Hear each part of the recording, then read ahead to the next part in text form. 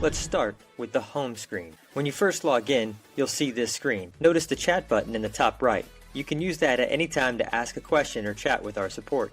At the bottom, you have Play to start a new round, Review to see old rounds, Analyze to look at stats, Virtual Coach, where our powerful artificial intelligence will analyze your game, and Settings, where you can set up your bag or change your preferences. Let's start a round. First, you'll hit the Play button to start the round. It'll bring up a list of nearby courses. We have over 40,000 courses in our database. You can select any course in the list or use the search bar to search for any course in our database. Less words leads to better search results.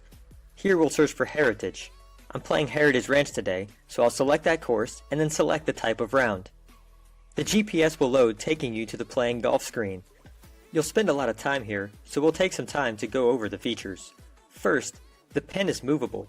You can also tap on the pen to quickly zoom into the green if you need to. The target is also movable. You can long press and drag it to anywhere on the screen to get quick yardages. The yardages are displayed on the left as distances from the target to the pen and distances from your location to the target. In the top right, you have quick distances to the back, middle, and front of the green that are color-coded as you see here. On the bottom left and right hand side, you have small arrows that will allow you to go to the previous hole or advance to the next hole. The hole label at the bottom is also a button that will bring up our menu. In the menu, you can change preferences, you could save or delete your round, you can also see options for the watch. We'll show more about the menu later in this video. Underneath the yardages in the top right, you have a scorecard button that'll take you to our advanced scorecard. In the bottom right, you have some legacy buttons, such as the add shot, quick putt, and penalty buttons. Ideally, you won't have to use those buttons, but they're still there for some of our older users that still use them. On the left, you have buttons to zoom, to make advanced edits, for help, and for our caddy functionality. We'll show how to use each of these buttons later on in this video. Let's get started with showing the functionality. First, you're going to want to get yardages. By long pressing the target and dragging it to any location, you'll notice you get live yardages to anywhere on the golf course. If you need help choosing what club or making decisions, you can use our caddy function on the left to bring up our virtual caddy. Our virtual caddy will give you plays-like distances based on elevation and current weather conditions, also taking into account your previous golf data to recommend a club and recommend an aim point for you. You'll notice on a tee shot, it will also overlay previous tee shots you've hit on that exact hole and what you've scored, which might help in your decision-making process. Next, let's cover swing detection with the Apple Watch. If you have an Apple Watch, the app will automatically start monitoring for swings while you're playing on the golf course. The watch, when you take a swing, you'll notice it'll give you a little vibration to indicate that it's detected a shot. If it's a practice swing, you can just ignore it. We'll only mark one shot from each location. Take as many practice swings as you like. You're ready to hit. Fire away.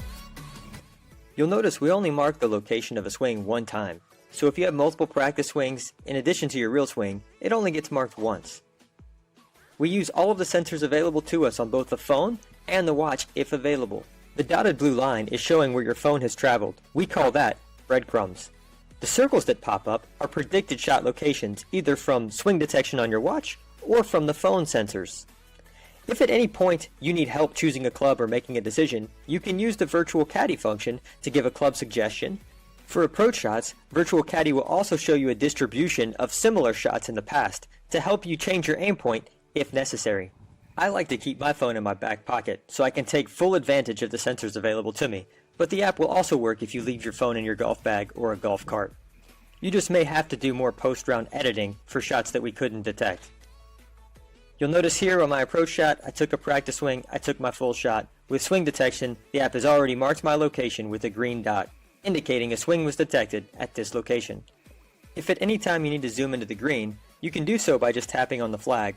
You can also set the day's flag location by long pressing and dragging the flag to the correct portion on the green. The zoom button will let you quickly zoom back out to the hole. You can also set the flag location using the Apple Watch by standing next to the flag and clicking on the flag button in the top left.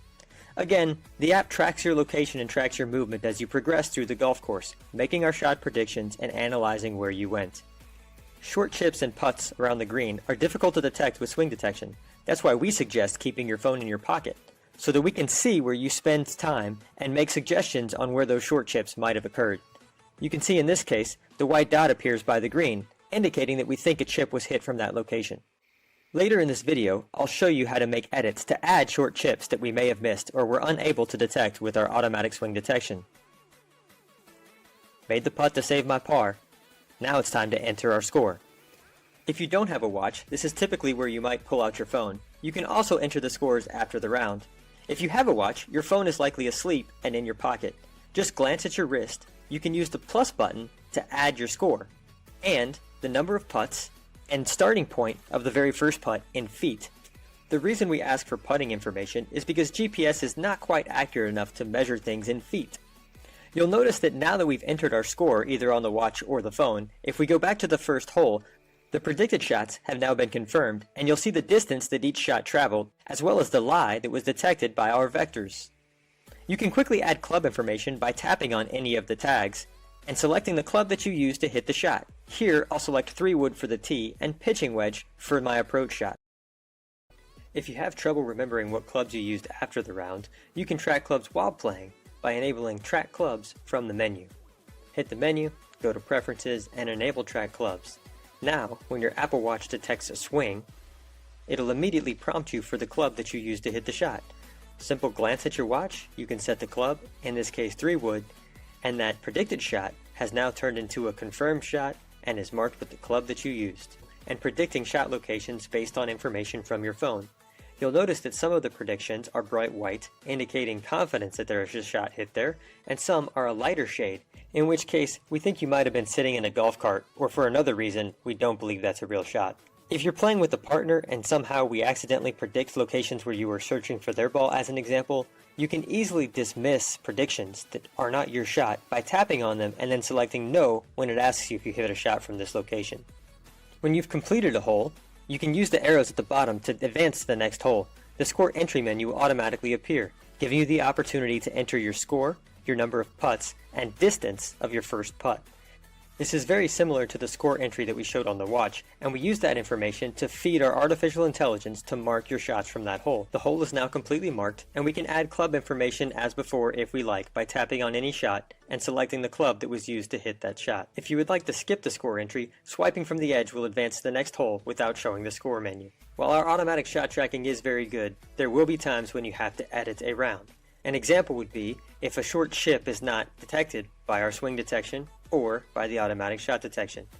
Always start by entering your score for the hole. So in this case, I made a 5 and 2-putted from 20 feet. When you enter your score, it'll advance to the next hole. You can use the back button to go back. You'll notice that our AI has now added 5 shots to the hole since you told it you scored a 5. The first 2 are in the correct location. As you can see in the before photo, there were 2 swings detected.